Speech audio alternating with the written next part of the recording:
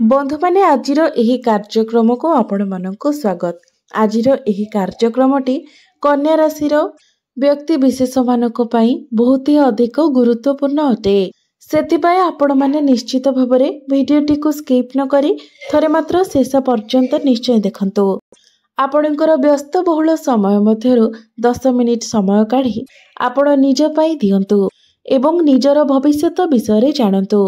बंधु माने आजिर एही भिडियो रे आपण माने सेही 6 कोटी बड़ भविष्यवाणी विषय जानिबे जहा 2025 मसीह रे ग्रह मानकर गोचर अनुसार आपण मानक जीवन रे निश्चित भाबरे घटिबाको जाउछि एवं आपण लेखिकी रखंतु यह संपूर्ण रूप रे सत्य अटे एवं आपणक जीवन रे 2025 रे एही सब तारीख रे आपण मानक जीवन रे एही सब गुरुत्वपूर्ण घटना गुड़िक निश्चय घटिबो जहा आपणकर भाग्य एवं भविष्यत को परिवर्तन करितेब।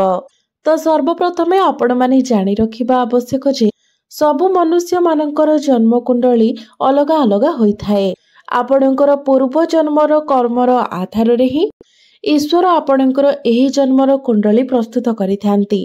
सेथिबाय आपणकर जन्म कुंडली अनुसारे आपणक जीवन रे जहा घटिबार थिबो ताहा निश्चित भाबरे घटेके ही रहिबो। मात्र धर्मशास्त्र एवं ज्योतिष शास्त्र साहाय्य रे भविष्यत रे हेबाकु जाउथिबा घटना गुड़िक विषय आपण पूर्वरु ही जानि पारिबे एवं सेथिपाई प्रतिकार करी आपण आसीबाकु जाउथिबा समस्या गुड़िकु कमेई मध्य देई पारिबे। तेबे ग्रह मानकर गोचर आपणक जीवन रे एक बड़ प्रभाव पकाई थाए। किछि ग्रह मानकर गोचर आपणकु शुभ फल प्रदान करुथिबा बेले आउ किछि ग्रह मानकर गोचर आपणकु अशुभ फल मध्य प्रदान करिथाए। सेथिपाई एही 2025 मसीह रे आपण देखिबे आपणक जीवन रे एक बड़ परिवर्तन आसीबो। मात्र जे परिवर्तन आसीबो ताहा आपणक पई भल रहिबो ना खराब रहिबो ताहा जानिबा पई आपण माने भिडियोटी को स्किप न करे शेष पर्यंत निश्चय देखंतु। शेष पर्यंत देखिबा द्वारा ही आपण माने जानि पारिबे जे एही 2025 मसीह रे आपणक पई केउ 6टी बड़ भविष्यवाणी रहिछि जहा एही 2025 मसीह रे आपणक सहित निश्चित भाबरे घटिबो। तेबे बंधु माने भिडियोटी आरंभ करिबा पूर्वरु जदि आपणकर कन्या राशि होई थाए तेबे भिडियोटी को लाइक करी चैनल टी को सब्सक्राइब करि दियंतु एवं कमेंट बॉक्स रे भक्ति एवं श्रद्धार सहित जय श्री जगन्नाथ निश्चय लिखंतु।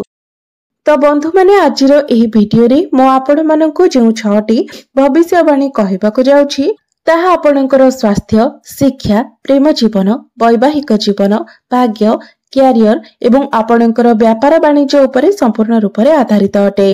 आपणकर पर्सनल लाइफ हेउ किंबा प्रोफेशनल लाइफ हेउ ताहा एही 2025 मसीह रे किपरि रहिबो ताहा आजिर एही भिडियो रे आमे माने विस्तार भाबरे जानिबा।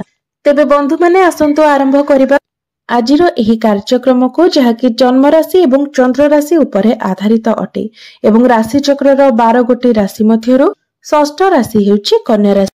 तो बंधु माने वर्षर आरंभ रे आपणकर प्रथम भाबरे विराजमान रहिबे केतु, आपणकर तृतीय भाबरे विराजमान रहिबे बुध, आपणकर चतुर्थ भाबरे विराजमान रहिबे सूर्य, षष्ठ भाबरे विराजमान रहिबे शनि, सप्तम भाबरे विराजमान रहिबे राहु, नवम भाबरे विराजमान रहिबे देवगुरु बृहस्पति एवं आपणकर एकादश भाबरे विराजमान रहिबे मंगल। तो बंधु माने सर्वप्रथम भविष्यवाणी हेउछि बुध आपणकर तृतीय भाबरे विराजमान अछंती। तो बंधु माने आपणकर पाठ पढ़ा पाई 2025 मसीहार मध्य भागटी आपणक पई सबुठारो अधिक अनुकूल रहिबो। पाठ पढ़ा पाई आपण जे कोनोसी भी डिसिजन नेबे तो 2025 मसीहार मध्य भागरे आपण से सबु किछि रे सक्सेस हेबे। जदि आपणकर कोनोसी एग्जाम रहिछि आपण कोनोसी जगह रे एडमिशन नेबा पई जाउछंती किछि फॉर्म फिलअप करबा पई चाहुछंती तेबे एसबु आपणको 2025 रो मध्य भाग पूर्वरो करि नेबार अछि। कारण गुरु जे पर्यंत आपणकर नवम भावरे रहिबे तो गुरुंकर दृष्टि आपणकर पंचम भाव उपरे रहिबो जाके बहुत शुभ दृष्टि अटे। जदि 2025 मसीहार मध्य भाग पूर्वरु अर्थात जे पर्यंत गुरु आपणकर नवम स्थान रे विराजमान अछंती ता भितरे आपण पाठपढ़ा रिलेटेड जहाँ भी किछि डिसिजन नेबा पई जाउछंती किंबा किछि भी स्टेप नेबा पई जाउछंती ताहा आपण करि नियंतु कारण से पर्यंत आपणक पई पाठपढ़ा पई समय बहुत शुभमय रहुछि। एबे आसंतु जानिबा द्वितीय भविष्यवाणी कौन अटे। तो बंधु माने एही वर्ष 2025 रे ना आपणकर शनि 7.5 अछि ना आपणकर शनि 2.5 अछि। आपणकर कुंडली एही 2025 मसिया रे संपूर्ण रूप रे शनि दशारु मुक्त अटे। एहा सहित शनि आपणकर 30 मार्च पर्यंत षष्ठ भाव रे विराजमान अछंती। तो आपण जदि लोन नेबा पई चाहुछंती तो मार्च मास शेष सुद्धा आपण लोन नै जांतु। कारण 30 मार्च मध्य आपण को लोन हेउ किबा ऋण करज हेउ एसबुरु बाहरिबार बहुत अधिक संभावना रहुछि। 30 मार्च मध्य आपणकर शत्रुहंता जोग मध्य रहुछि, अर्थात आपणकर शत्रु माने आपणकर कोनोसी भी क्षति करि परिबे नाही। आपणकर शत्रु आपणक सम्मुखरे नतमस्तक हेबे। तापरे 30 मार्च परे जेतेबेले शनि आपणकर सप्तम भावकु चलन करिवे तो सेतेबेले आपण कोनोसी नूतन कार्यर आरंभ करि पारंती, कोनोसी नूतन कार्य शिखि पारंती किबा कोनोसी नूतन कार्य रे आपण हाथ देई पारंती। एवं कन्या राशि रो व्यक्ति विशेष माने जे माने अविवाहित अछंती तो शनि जेतेबेले राशि परिवर्तन करिवे आपणकर सप्तम भावकु चलन करिवे तो आपणकर विवाह योग मध्य खोली जिवो। तापरे आपणकर अति शीघ्र विवाह मध्य होई जिवो। एहा सहित शनि जेतेबेले आपणकर सप्तम भावकु आसीबे तो शनिकर दृष्टि आपणकर प्रथम भाव उपरे पड़िबो, जहा फଳରେ आपणक मध्यरे जिद्दी स्वभाव देखा देबो। एवं जे माने पूर्वरु विवाहित अछंती तो सेमानकर वैवाहिक जीवन रे आर्गुमेंट मध्य देखा देबो। तो ए सबुर ध्यान आपणकु रखिबार अछि। तृतीय भविष्यवाणी हेउछि आमे जदि आपणकर प्रेम जीवन को देखिबा तो वर्ष 2025 संपूर्ण रूप रे आपणकर प्रेम जीवन पई अनुकूल अछि। कारण आपणकर पंचम भावर अधिपति शनि आपणकर सप्तम भावरे केंद्र रे विराजमान रहिबे, जे कि आपणकर प्रेम जीवन को भल बनाइबारे आपणको सहाय्य करिवे। मात्र आपणक मध्यरे जिद्दी स्वभाव मध्य रहिबो। तेबे आपण माने मने रखिबा उचित जे आपणकर प्रेम जीवन रे जहा भी किछि भल हेबो तो मे मास परठारु ही आपणक जीवन रे भल हेबो, जेतेबेले राहु एवं शनि परस्पर ठारु अलगा होई जिवे। एबे आसंतु जानिबा चतुर्थ भविष्यवाणी कौन अटे। तो 15 मई 2025 को बृहस्पति आपणकर दशम भावरे गोचर करिवे।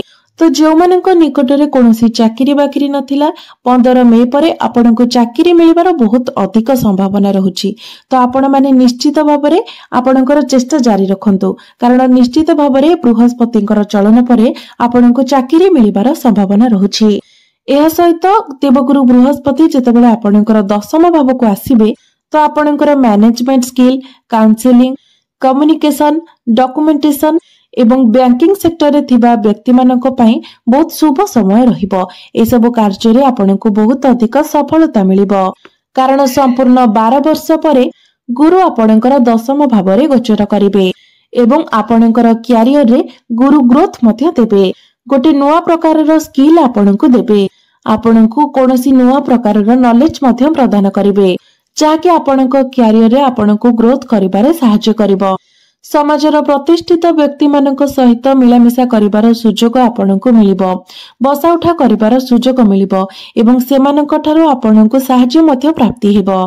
एवं पंचम भविष्यवाणीटी हेउछि एही वर्ष 2025 टी आपण मानक पई एक एपरि वर्ष अटे जो वर्ष रे कि आपण कोनोसी बड़ वस्तु मध्य किणाकिणी करि पारंती, ताहा बड़ घर हेउ किबा बड़ गाड़ी हेउ, निश्चित भावरे कोनोसी एक बड़ जिनिस आपण एही वर्षटी रे किनि पारंती एवं कोनोसी बड़ जिनिस रे आपण चेंज मध्य करि पारंती। तो ए सबुर 70% जोग देखा देउछि।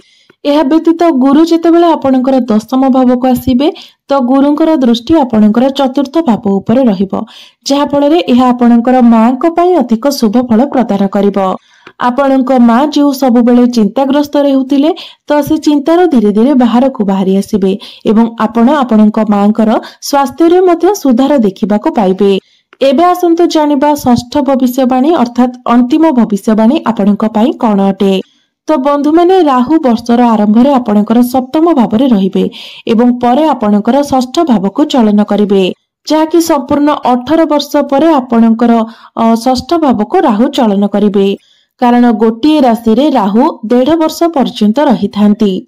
तो राहु जेतेबेले षष्ठ भाव को आसीबे जो जदि कन्या राशि रो व्यक्ति विशेष माने जो माने ऋण करज समस्यार सम्मुखीन हेउथिले, कोर्ट कचेरी मामला रे फसी रहिथिले तो आपण सेठारु बाहरी आसीबारे सफल हेबे, ଯାହାକି 18 ମେ 2025 କୁ ରାହୁ ଯେତେବେଳେ ରାଶି ପରିବର୍ତ୍ତନ କରିବେ ସେତେବେଳେ ଧୀରେ ଧୀରେ ଆପଣ ଏସବୁରୁ ବାହାରକୁ ବାହାରି ଆସିବେ। ଆପଣଙ୍କର ଋଣ, ରୋଗ, ଶତ୍ରୁ, କୋର୍ଟ କଚେରୀ ମାମଲା ଏସବୁରେ ଆପଣ ସୁଧାର ଦେଖିବାକୁ ପାଇବେ। ଏସବୁ ଆପଣଙ୍କ ଜୀବନରୁ ଦୂରେଇ ଯିବାକୁ ଲାଗିବ। ଏହା ସହିତ କୌଣସି କମ୍ପିଟିସନରେ ମଧ୍ୟ ଆପଣ ପାର୍ଟିସିପେଟ କରିପାରିବେ। ଯଦି କୌଣସି କମ୍ପିଟିସନରେ ଆପଣ ପାର୍ଟିସିପେଟ କରନ୍ତି ତ ନିଶ୍ଚିତ ଭାବରେ ଆପଣଙ୍କୁ ସଫଳତା ମିଳିବ। ତ ଆପଣ ମଧ୍ୟ କମ୍ପିଟିସନରେ ପାର୍ଟିସିପେଟ କରିବା ଉଚିତ। ତ ରାହୁ ଯେତେବେଳେ ଆପଣଙ୍କର ଷଷ୍ଠ ଭାବକୁ ଆସିବେ ଋଣ, ରୋଗ, ଶତ୍ରୁ ଏମାନଙ୍କ ମଧ୍ୟରୁ ଆପଣଙ୍କୁ ବାହାରକୁ ନେଇ ଆସିବେ। ଆପଣ ଯେଉଁ ଏଭଳି ପରିସ୍ଥିତିରେ ଫସି ରହିଥିଲେ, ଯେଉଁଠାରୁ ଯେତେ ଚେଷ୍ଟା ପରେ ମଧ୍ୟ ଆପଣ ବାହାରି ଆସୁନଥିଲେ, ତ ରାହୁ ଆପଣଙ୍କୁ ସେସବୁରୁ ବାହାରକୁ ନେଇ ଆସିବେ। ତ ଏବେ ଆସନ୍ତୁ ଜାଣିନେବା କିଛି ଉପାୟ ବିଷୟରେ, ଯେଉଁ ଉପାୟ ଗୁଡିକ ଆପଣ କରିବା ଦ୍ୱାରା ଏହି ମାସରେ ଆସୁଥିବା ଯାହା ସବୁ ଅଶୁଭତ୍ୱ ସମସ୍ୟା ଆପଣଙ୍କର ଦୂର ହୋଇପାରିବ ଏବଂ ଆପଣଙ୍କୁ ଅଧିକ ଶୁଭତ୍ୱ ପ୍ରାପ୍ତି ହୋଇପାରିବ। ତ ପ୍ରତ୍ୟେକ ଦିନ ଆପଣ ଶ୍ରୀ ଗଣେଶଙ୍କର ପୂଜାର୍ଚ୍ଚନା କରନ୍ତୁ ଏବଂ ପ୍ରତି ବୁଧବାର ଦିନ ଶ୍ରୀ ଗଣେଶଙ୍କୁ ଆପଣ ଦୁବ ଅର୍ପଣ କରନ୍ତୁ। ଏହା ସହିତ ପ୍ରତ୍ୟେକ ଦିନ ଆପଣ ବୁଦ୍ଧଙ୍କର ବୀଜ ମନ୍ତ୍ର 108 ଥର ଜପ କରନ୍ତୁ। ପ୍ରତିଦିନ ଆପଣ ଗାୟତ୍ରୀ ମନ୍ତ୍ରର ମଧ୍ୟ ଜପ କରନ୍ତୁ ଏବଂ ପ୍ରତ୍ୟେକ ଦିନ ଆପଣ ହନୁମାନ ଚାଳିସାର ମଧ୍ୟ ପାଠ କରନ୍ତୁ। ତେବେ ବନ୍ଧୁମାନେ, ଏହି ନୂତନ ବର୍ଷଟି ଆପଣଙ୍କ ପାଇଁ ଶୁଭମୟ ହେଉ, ମଙ୍ଗଳମୟ ହେଉ, ଏହା ହିଁ ଈଶ୍ୱରଙ୍କ ନିକଟରେ ମୋର ପ୍ରାର୍ଥନା।